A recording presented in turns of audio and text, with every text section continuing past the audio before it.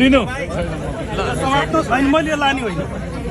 यसलाई तपाईँले र बालेनजीले जति पनि युवा हुनुहुन्छ नि, यो 10 को नोटलाई रिसर्च गर्नु होला होइन। हामी दिउँ 15 वर्ष टाइम, 3 कार्यकाल होइन, 3 कार्यकाल।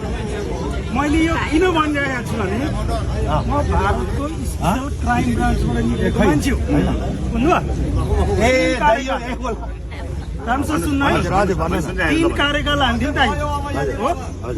यो पार्टी त्यो पार्टी नभनिकन लड्नु भयो भने 3 कार्यकालपछि कोल्याप्स म लेखेरै दिन्छु। लड्नु भएन भने 3 कार्यकालमा जोगाउन सकिन्छ। सबै कार्यकाल भने 15 वर्ष। ओके,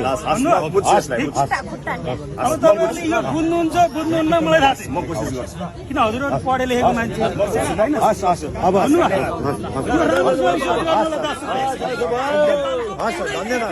राजनीति 10 रुपियाँको नोटमा